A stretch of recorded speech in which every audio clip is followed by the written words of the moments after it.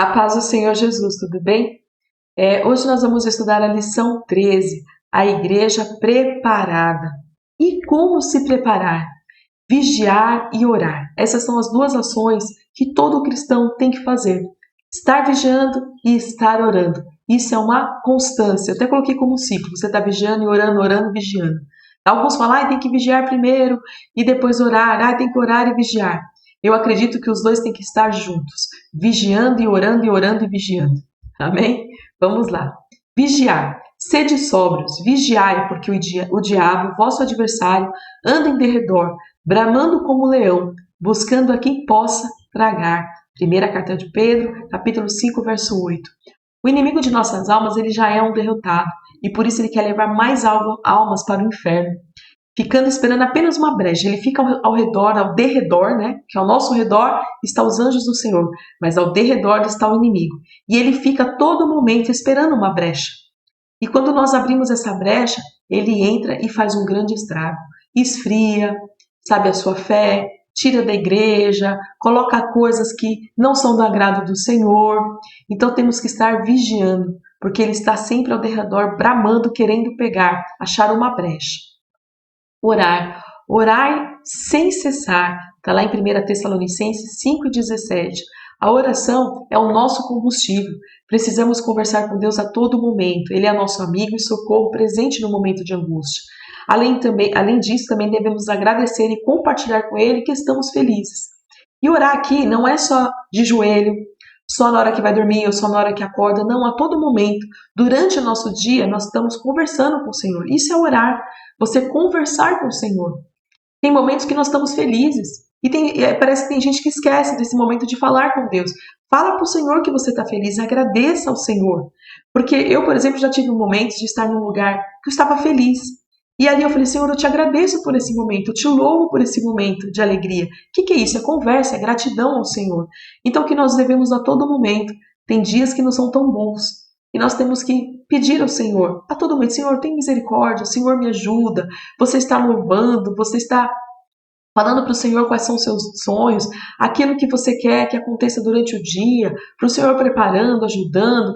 Então, isso é o quê? É orar sem cessar. E lógico, tem que ter um momento do devocional, em que você realmente vai parar o que você está fazendo e dedicar-se à oração, à leitura da palavra do Senhor. Mas a oração, de uma forma geral, é o dia todo. É orar sem cessar. Vigiando e orando. Orando em todo o tempo, com toda oração e súplica no Espírito. E vigiando nisso, com toda perseverança e súplica, por todos os santos. Então, vigiando e orando, orando e vigiando. Devemos vigiar e estar alerta, e quando surgir algo que não agrada ao Senhor, devemos sair de perto e não praticar. Não devemos nem ficar perto, nem ver, nem deixar. Você está vendo que aquilo não é do agrado do Senhor? Que aquilo ali o Senhor abomina? Sai de perto. Diz assim, abstende-vos de toda aparência do mal. Não está falando nem da prática do mal, está falando da aparência. Aparenta que não é do Senhor, sai de perto. Por quê? Porque se você fica perto, ainda que você não esteja praticando, aquilo pode entrar no teu coração, você pode ouvir coisas que não agradam, e aquilo entrar na tua mente, no teu coração e criar uma raiz de amargura, pode te deixar triste, pode te abalar, pode te esfriar. Então, se é da aparência do mal, fuja que é melhor. Amém? Nécios e prudentes. Nécios são as pessoas que não praticam os ensinamentos e prudentes são aqueles que praticam os ensinamentos. Portanto, se queremos fazer parte do povo de Deus, devemos ouvir e praticar os ensinamentos de Deus, devemos ser prudentes. Vamos lá. Aqui é uma passagem muito conhecida, que diz assim, quem ouve minhas palavras e as pratica é tão sábio como a pessoa que constrói a sua casa sobre uma rocha firme. Quando vierem as chuvas e as inundações e os ventos castigarem a casa, ela não cairá, pois foi construída sobre rocha firme. Então está falando aqui, olha, a pessoa que escuta a palavra e pratica, ela é aquela pessoa que construiu a sua casa na rocha. Vai vir o vento, vai vir a inundação, vai vir a tempestade e ela vai permanecer firme. Espiritualmente falando, nós devemos estar firmes em quem? Em Jesus Cristo. Ele é a nossa rocha, Ele é a nossa base. Se nós estivermos firmados nele, vai vir a tempestade, vai vir dias ruins, mas nós vamos ficar firmes ali com Ele. Ele vai nos sustentar para que nós não caiamos, para que a nossa casa não derrube. E é assim que o Senhor está falando. Então, quem pratica, ele é prudente, ele é sábio. Vamos ver aqui a outra parte. Mas quem ouve meu ensino e não o pratica é tão tolo como a pessoa que constrói a sua casa sobre areia. Quando vierem as chuvas e as inundações e os ventos castigarem a casa, ela cairá com grande estrondo. Aquela pessoa que escuta a palavra, mas ela não confia no Senhor. Ela faz do jeito dela, da maneira dela, ela até escutou, mas ela não pratica. É aquela pessoa que constrói a casa na areia. A areia, ela é mole, ela não tem firmeza. Então, quer dizer, a pessoa que construiu a casa ali na areia, ela não tem estrutura, ela não tem base. Aí vai vir o vento, vai vir a tempestade, vai vir as inundações e ela vai cair e vai ser um grande estrondo, porque ela vai cair de uma vez. Vai ser terrível isso. Então, que nós venhamos construir a nossa casa, que a nossa vida esteja alicerçada no Senhor Jesus. Vamos lá? As pessoas que praticam a palavra de Deus de todo o coração produzem bons frutos, ou seja, têm bom testemunho, mas os nécios têm maus frutos e envergonham o nome de Jesus.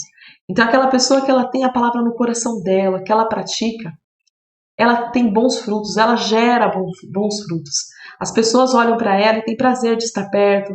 A gente vê que tudo prospera, que o Senhor ajuda, tem bons testemunhos. Mas aquele que escuta e não pratica tem maus testemunhos, envergonha o nome do Senhor. As pessoas olham e falam, ixi, não está fazendo certo, está indo para o caminho errado. Então que nós venhamos estar firmes e termos bons testemunhos, bons frutos, que sejamos exemplos, que as outras pessoas olhem e falem assim, puxa, eu quero ser como você. E como é que você faz? E a gente responde, é o Senhor Jesus na nossa vida. A nossa vida está firme no Senhor Jesus. Por isso que temos bons frutos, um bom caminho que o Senhor tem preparado. Amém? Vamos lá. A pergunta aqui, ó, estamos preparados para o arrebatamento? Na lição desse trimestre, nós estudamos as últimas coisas que vão estar acontecendo. E existem dois caminhos, aquele que vai nos levar para o céu e aquele que vai levar para o inferno. Então, assim, que nós estejamos preparados para o arrebatamento, porque o arrebatamento só vai subir quem?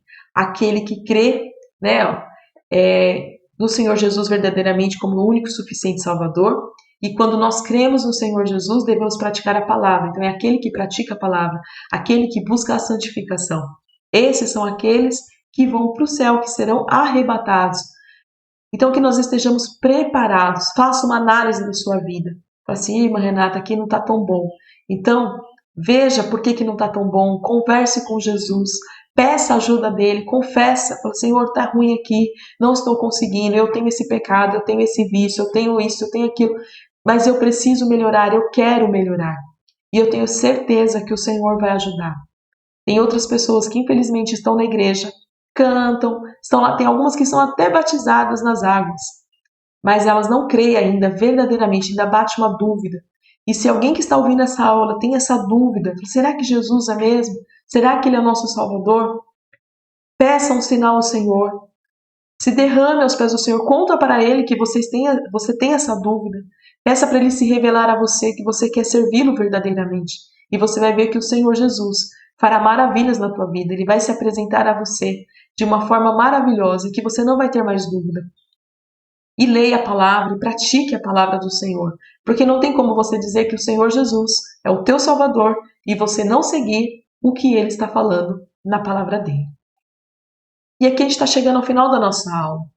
E o Evangelho ele é um estilo de vida. O Evangelho não é algo teórico, não é uma teoria. Não. O Evangelho é algo que transforma. É uma maneira de viver, é algo vivo, é algo que você coloca em prática, em ação. Né? Conforme você vai praticando o Evangelho, aquilo vira um hábito e se torna natural. Eu costumo fazer uma diferenciação. Que costume? Você tem o costume de fazer aquilo, você não sabe nem por que você está fazendo. Mas quando nós temos o hábito de fazer, você tem consciência. Hábito para mim é diferente de costume. Costume você faz, é um costume. E você está fazendo, está praticando. Já veio de família e está fazendo. Hábito não. Hábito você tem, você sabe o porquê você está fazendo aquilo. Você sabe qual é a consequência que vai ter aquilo. Então, quando você tem o Evangelho e você começa a praticar ele tem que se tornar um hábito na tua vida. E de uma forma assim, ele vai se tornar natural. E você tem consciência do porquê você está praticando, por que você está fazendo aquilo. E quando nós colocamos o Evangelho em prática, aqui tem alguns exemplos do que acontece na nossa vida. Nós falamos somente a verdade. A mentira não tem mais vez na nossa vida. Obedecer os pais. Uma coisa que a gente foca muito nos adolescentes, nas crianças. Olha, tem que obedecer o pai, porque realmente é uma fase que acaba tendo maior desobediência. Mas infelizmente nós temos visto muitos adultos que não honram pai e mãe, que não obedecem, que trata com desprezo. Então que estejamos atentos, porque não é isso que a palavra nos ensina. Fala assim, olha, honra o teu pai e a tua mãe. E ele não colocou idade, não colocou período. Ali é para todo sempre. Conversar com Deus é algo que fica natural. É um hábito, você vai conversando com Deus.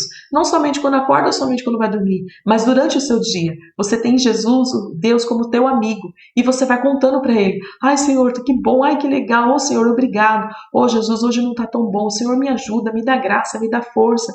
Você vai pedindo para o Senhor, você vai se alegrando com o Senhor. Isso é algo que é gostoso, é bom que nós tenhamos isso na nossa vida. Ir à igreja com alegria.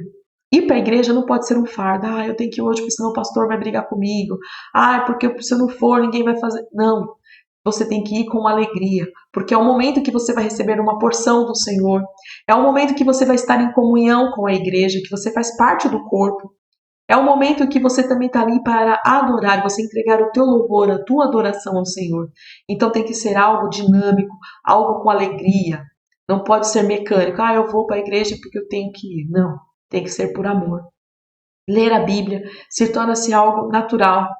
Você vai lendo, você vai gostando, você tem, às vezes você tem aquela dificuldade da leitura, mas conforme você vai lendo, o Senhor vai começando a colocar. Tem textos que a gente já leu não sei quantas vezes, mas tem hora que você lê e o Senhor te mostra algo diferente, que Ele fala, é uma maneira que Deus tem de falar com você também, conosco, né? De uma forma geral. Então, que o Evangelho realmente seja o seu estilo de vida, que seja hábito, não costume, mas um hábito, porque você tem consciência do que você está fazendo. E com certeza, se nós praticarmos a palavra do Senhor, temos Ele como nosso único e suficiente Salvador, nos entregarmos verdadeiramente a Ele, um dia todos nós estaremos lá no céu com o nosso Jesus, vendo Ele face a face, vendo o nosso Deus e tendo assim a grata satisfação de falar, valeu a pena. Tudo que eu vivi, tudo aquilo que eu abri mão, que a minha carne queria, o desejo que eu queria, valeu a pena abrir mão disso para estar com o Senhor, porque não vai ter alegria maior, não existe alegria maior do que você estar com Jesus. Amém? Terminamos a nossa aula por aqui. Conto com vocês no próximo trimestre. Que Deus os abençoe.